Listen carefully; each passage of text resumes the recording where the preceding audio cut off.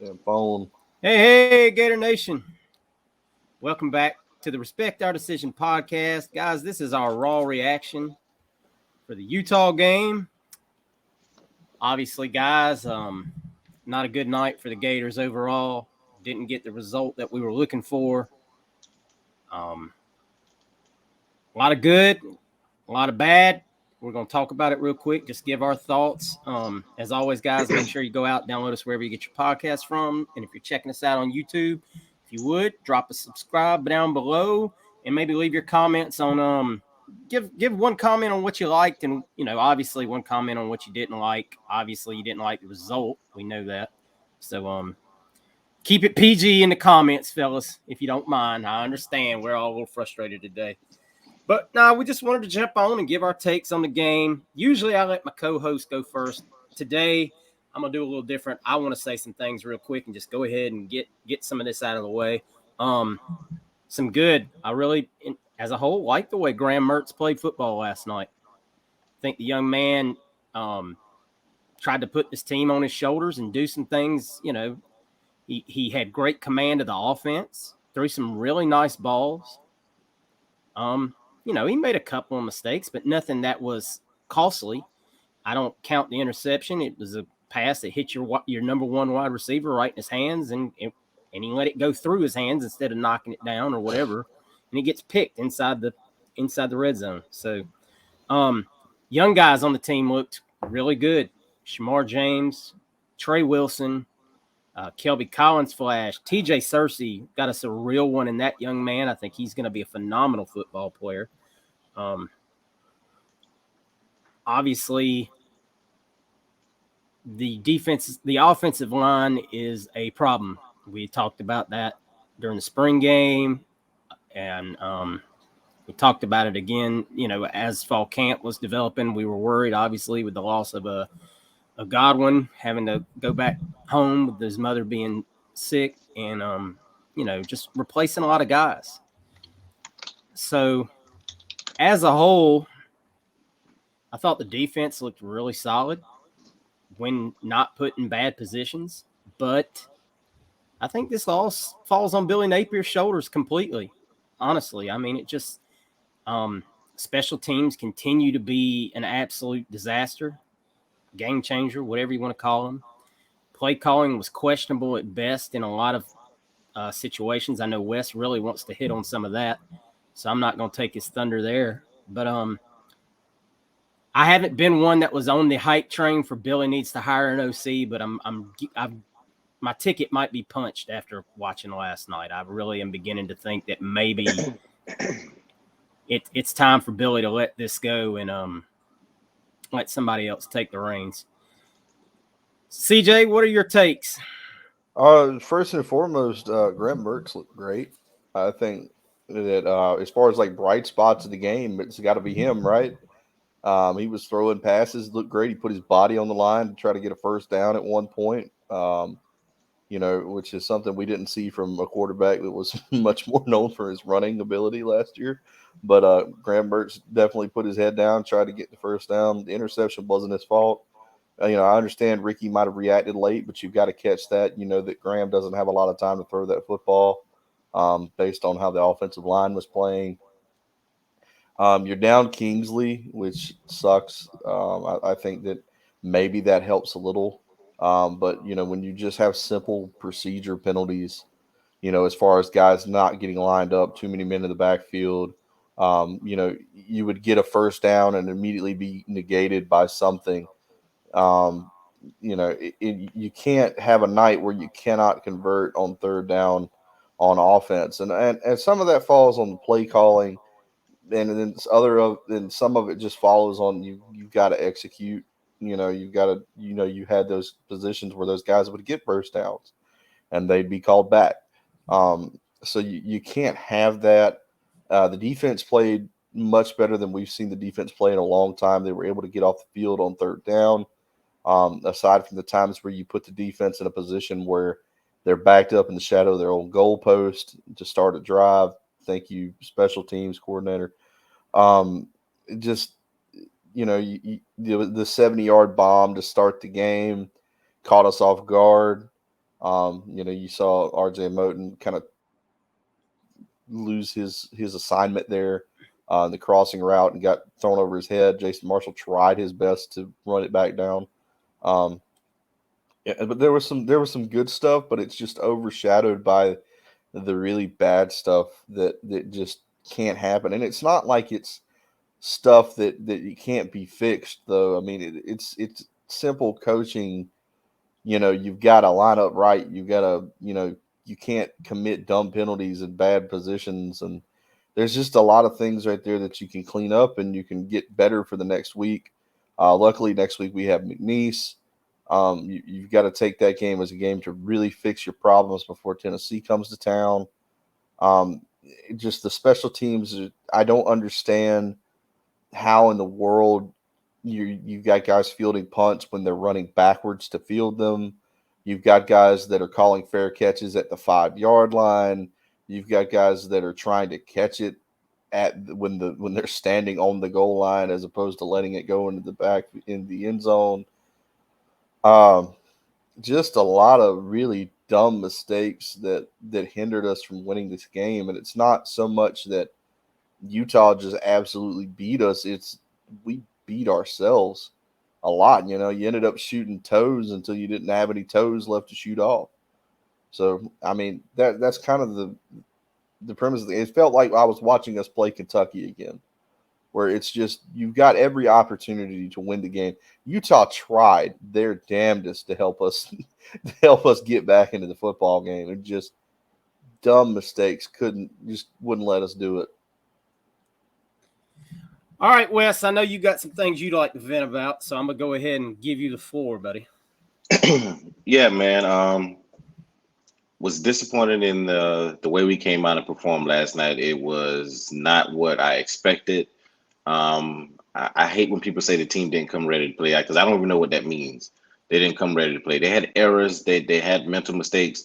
I blame this on Scott Strickland in a sense. I hate scheduling these type of games, home and home away. And I know you can't project the future, so you don't know if you're going to have a young team or a veteran team. And in this case, we got a young team with a whole new offensive line, basically with Barber switching from right tackle to left tackle.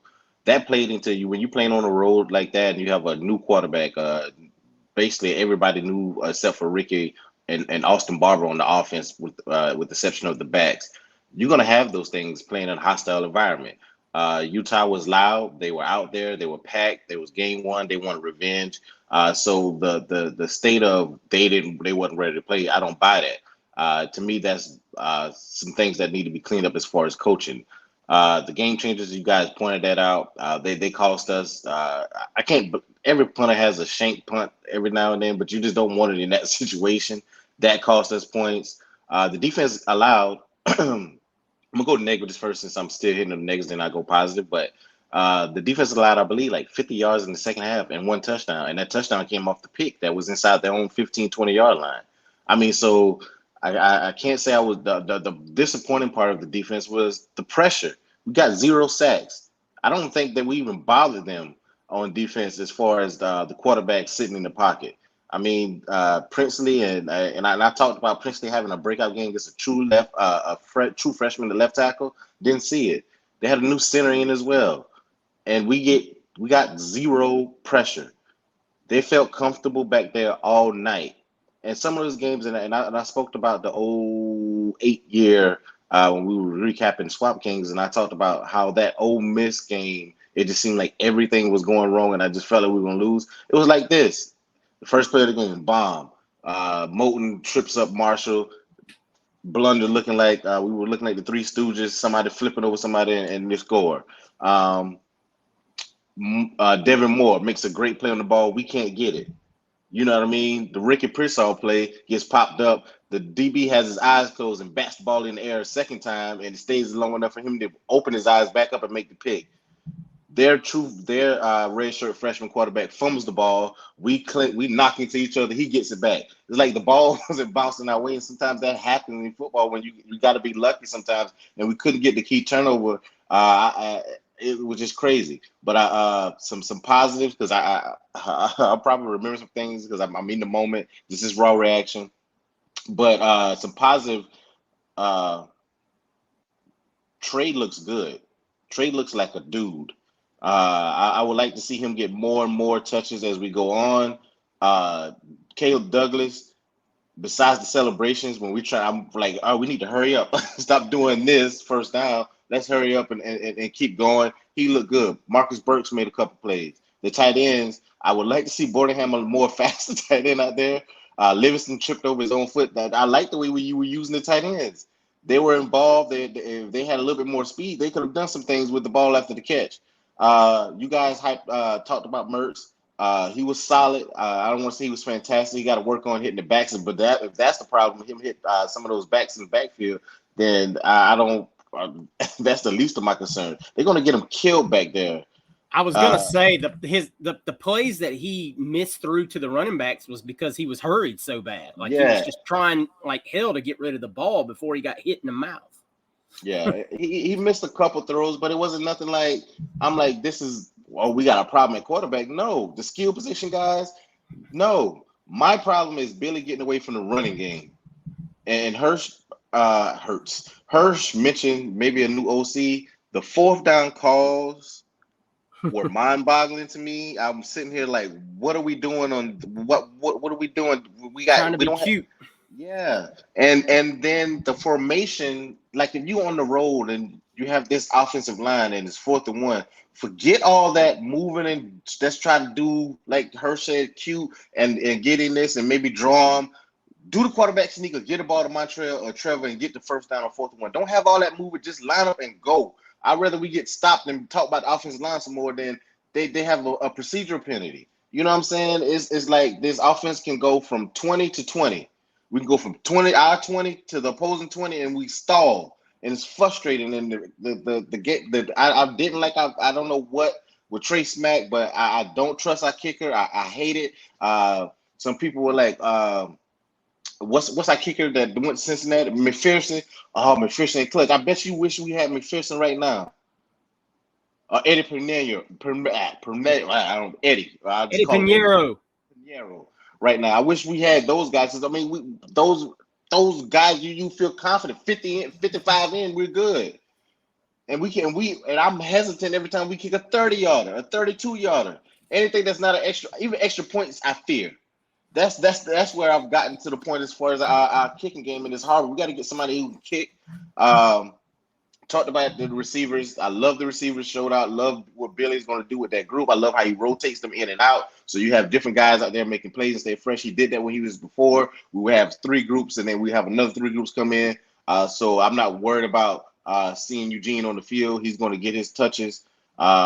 He made a freshman mistake feeling that ball back there. The 2 jersey 3s shit was stupid. I mean, I know that they had to be drilling that in. That's probably was his fault. Another freshman mistake, but somebody got to call timeout. Somebody got to say, "Hey, Marshall's still on the field," or get Marshall off the field and put another DB in. I mean, I don't get it. Defense line, they got to show up. We need pressure off the edges, and this is where that loss with Boone hurts. I would like to see more Cersei, but it seemed like Cersei was in there with Princely, so he's on that side. So I don't know what they're going to do. But to Tertius' point, Shamar James looks like a freaking dude. He was all over the field. He's fast. He's explosive. Sure tackler. I love everything about him. And I last night in first reaction, I was harping on Moulton. He missed the open field tackle on the quarterback when he scored, and he was involved in other plays. I know they were moving guys in and out last night. First game, guys not really can play 50, 60 plays all game yet, so they're moving guys in and out on defense to keep them fresh. But I would like to see more Castell. He was solid, and so was Miguel Mitchell. He was solid as well, tackling well as well. Yeah, I wanted to go just a tad bit further on the defense because obviously Utah scored 24 points. But if you break that down and look at it, all right, the first play, CJ alluded to, you had a bust. Moulton came up. He should have stayed back to cover over the top. He bit on the cross route. And Utah does something unexpected that you know, with the 3rd string quarterback, they go straight up top on the first play of the game. Caught us with our pants down. Kudos Kyle Whittingham and his staff for having the guts in that situation to do that. That's awesome. So you give up one legitimately right off the rip. Okay. The next touchdown, we're off the field. They're punting the ball away. We're going to get the ball back. And like Wes said, you have the 2 number 3s on the field. Now think about it. The defense, and you could tell when they came back on the field, the defense had lost all their momentum. They were just completely out of sorts after that. Shouldn't have been on the field. They should have been off the field, resting, getting the blow, taking their little oxygen tanks. You know what I mean? And we're talking, we're moving on. Then you get the bad special teams play. You field a ball inside the 5, freshman mistake. Then your punter, another special teams play, shanks the ball 21 yards. And you get a field goal. So now you've given up 17 and you haven't really done anything. And then, of course, you get the interception inside the red zone. You give them short field. They convert with another quarterback run. And there's your 24 points. Every single one of those, except maybe in the first one obviously is preventable, but that happens in football all the time. It's, guys bite on coverage. It's the way the play is drawn up. Your defense did their job all night long. The problem is just the unprepared mental mistakes, and we shouldn't be saying unprepared at this point in time. You've had all these weeks to, hey, you've got all these staffers and all these people. Hey, whose job is it to make sure that you don't have 2 guys on the field with number 3 on it at the same time? Who's looking at that? If you look back, and it was on social media this morning, a picture of it, when Utah missed the field goal late in the game for 55 yards, we only had 8 men on the field.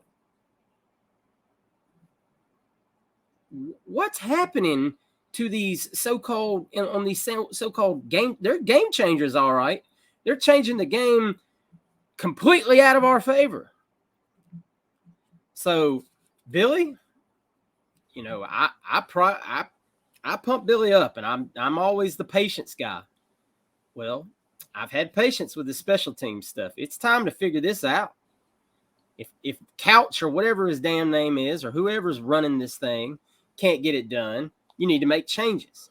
If your 2 offensive line coaches can't tell your offensive linemen to watch the ball and not jump off sides, you need to be making some changes. And boy, did we miss Kingsley last night. We give Kingsley some grief, but I also said I really was looking for him to have a great year. That offensive line missed Kingsley in a big way last night on a road game. But look, it was also pointed out, I think Nick Delatorre said it, that stadium was no louder than Kentucky's field is going to be when we go there in a few weeks. I mean, you're not talking about 80,000 people. You're talking about 55,000 nice, pretty laid-back Utah folks. I mean, they that first drive was a little ruckus. When we got the ball, they were hyped up. Every crowd's going to be hyped up when football season starts. But after that, it seemed like it was pretty chill. But you're jumping off sides, not on 2nd and 7 or first. You're doing it on 4th and 1 and 3rd and 2 or whatever it was. I mean, crucial. You can't do that. You keep your head down. I'll say this. This is what happens when you recruit like SHIT at the offensive line position for 4 years, and then you try to piece together an offensive line with a portal with a bunch of guys that have never played college football together. This is why we keep getting mad about offensive line recruiting, because you end up in this spot where you've got a guy that's never played with another guy, that guy's played with this guy. And you've got a bunch of guys that weren't very talented that back them up because you had an offensive line coach that wanted to get guys he could develop or whatever. That's what's frustrating. You watch a bunch of guys that have never played together. Then you sit here and you say, well, they need time to gel. We don't have time. That's the problem. We don't have time for these guys to get it together. You've got to step up. You got to make these plays. And you've got, just shoot Chris Couch into the sun at this freaking point. Like, because past it. Dude's useless. I could do a better job. I think I think we could get like a sawhorse out there and put a hat on him, and he could do a better job of being a coach than what Chris Couch is doing because dude's just taking up space. Just I don't make it understand. AI at this point. I don't understand. I don't understand. Yeah, text your chat AI from your Snapchat and ask him what to do on special teams, and he'd probably give you a better answer. That's just ridiculous. Like, I'm not usually one to sit here and tell you to fire a coach, but that dude's got to go. Like, this is ridiculous. This is dumb. This is day one freaking special teams. You don't field the ball inside the damn 5-yard line. You don't have two guys with the same damn jersey out there. Like, this is getting ridiculous. How do you make these mistakes? How do we not have a kicker that can make a chip shot field goal playing big-time college football? I don't understand. I've seen what bad kicking looks like. You don't want it. We've been there. Yeah, And because you're just giving away points. You get in the red zone, you get stopped, you're just screwed. You might as well go for it on fourth down every time because you don't have a choice. Football is an absolute, and everybody knows this. I'm not breaking up. I'm not rewriting I'm not remaking the wheel here. Football is a very huge momentum-based game. And we took momentum out of our hands and gave it back to them. Because we had drives all night long. And Ben was in his bag. You think about how many times Utah, we were on the verge of just really breaking their back. And we're like, nah, you know what? We were just kidding. We weren't really going to do that. And I mean, you're in the red zone. You do some stupid stuff. You're in the red zone. You do some stupid stuff. I mean, this is these are mistakes that at this point you can't keep defending. We've reached that point now. We're going into this third year here. Second year of him on the field, obviously. But, I mean, these are his players. He's been recruiting now. This is his third batch. But like CJ said, you've got offensive linemen that you've patchworked together, and you're trying to make it work. This is why Georgia and teams like that don't have these problems. Because they get 5 maulers all across the line that are all top 200 kids or better and get the job done. Also, this is why Utah wins games like they win games. They're very well disciplined and very well coached. They had 5 penalties for 37 yards, but I don't remember any of them because they didn't happen at important moments. You know what I mean? They weren't, it just, our penalties are all memorable, not just because we're Gator fans and we lost the game, but because they all happen. Like, you hear Kirk Herbstreit, oh, did they jump off sides again? And it's just like, yeah, Kirk, they did. And you can just hear in Kirk's voice, he's like, that's stupid. Like, you can just imagine what he's thinking to himself. Like, you can't do this on the road, 2,000 miles away from home. We said it could be a long season, and it still could be, or it could get better. It absolutely could.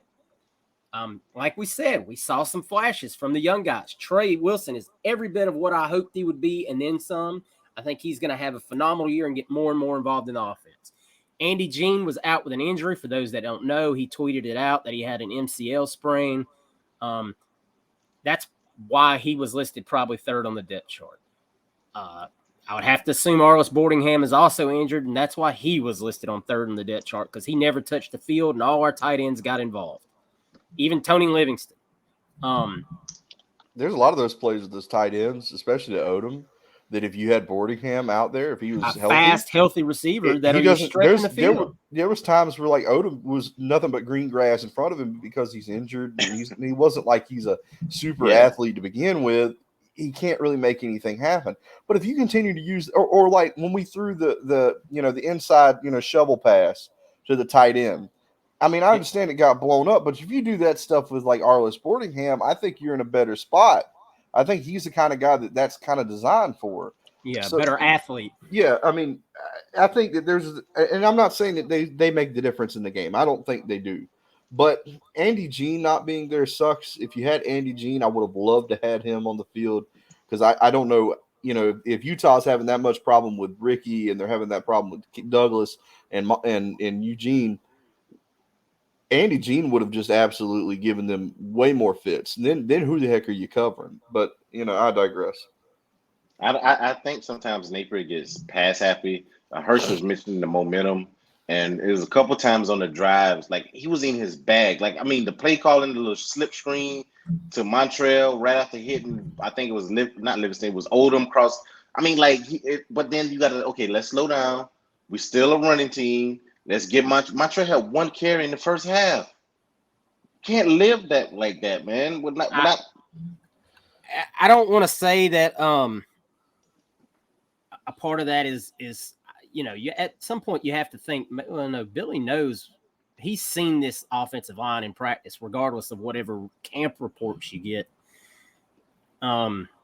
Obviously, like we said, not having Kingsley there hurts a great deal. I don't know if Slaughter's a good run blocker or not, but the pass plays were there to be had, though. Now, at some point, yes, we did soften up the front. You saw we went to the run game late there in the second quarter.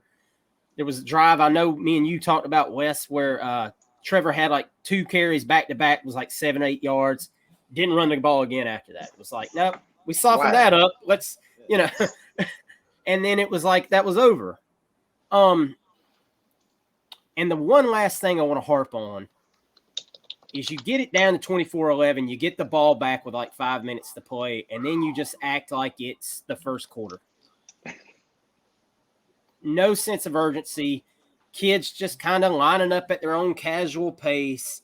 You got receivers not checking to see if they're on the line or not, which is that's something they teach you when you first start playing football.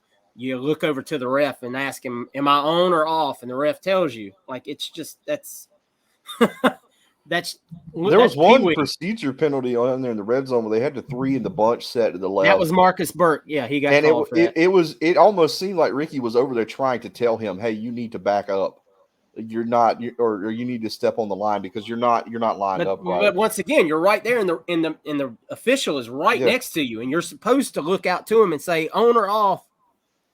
That's what they teach you that in Pee Wee. And the thing is, it's not even a passing play. I think Montreal Etienne get the first down. Yeah, they got the first down. Yeah, but of course, there you go. You got the procedure and it doesn't count. You back it up, and we don't get it. And it's just undisciplined football from kids that have been here for, Damian George is not a new football player. He's new to the University of Florida, but this is a young man that played at Alabama, and we know how Alabama is coached. So I don't want I'm not making any excuses for that dude. Marcus Burke has been here, I believe this is year 4. Mm-hmm. I mean, come on, guys. I understand Trey Wilson trying to field a punt inside the 10 better than I do. That's a young man who knows he can make things happen, and he's just trying to do it in the heat of the moment. He'll get the talking to. I doubt you ever see it happen again. But here we are. Young kids are going to learn. Young kids are going to get better. But I'm not going to be mad at him. The veterans on this football team, of which there are, we're a young team, yes, but there are plenty of veterans that have played big-time college football, need to get their act together and do it very quickly, or this season will spiral fast. Guys, anything you want to add before we jump? No, just shout out to Treon Webb with the couple of carries that he had. He looked pretty good. And Kelby Collins had a great pressure as well. Bullied his man into the backfield all the way to the quarterback. Try to give some credit to the young guys. TJ Searcy, we kind of touched on him. He played pretty well. Devin Moore looked like, he was out there doing his thing. Castell doing his thing. So good on the young guys for really getting out there. The future is there. The future is there. The problem is, and I keep saying, fan base, give him patience, but he's got to earn some of this patience. We can't just say, well, he deserves it. At some point, you got to do the right things to earn it. And one of them that would go a long way would be to come out and say, hey, I've got to get a better special teams coach, or we got to make some changes on the special team. You've got to start saying some things that the fan base can believe in. And right now you're not saying it. You're not doing it. So, Wes? Yeah, you just want to see progress from year 1 to year 2. And right now in game 1, it's game 1, but we saw the same stupid ass mistakes that we saw last year. And I can't have that. Got to be better. I expect us to work with some things next week. Is the whoever we playing, the little cupcake we got next week is needed to fix these things and get ready for Tennessee, excuse me. Yes, sir. All right, guys, that's going to be it for our Raw Reaction episode. Like I said, I know a lot of y'all agree with what we're saying. Some of y'all probably don't. Give us one thing down below in the comments you liked, one you didn't. All we ask, keep it PG. You know, I know a lot of people are on high emotion right now, and I get it. I am too. But let's be civilized and do what we can. You know, we all want this team to be better, and getting mad at each other ain't going to do nothing for it right now. So, all right, guys, enjoy the rest of your week. Enjoy some football Saturday and watching some teams that probably will look a lot more competent than we do. And don't let it ruin your weekend, your holiday weekend. Be safe out there. And as always, no matter what, guys, go Gators. Go Gators. Go Gators.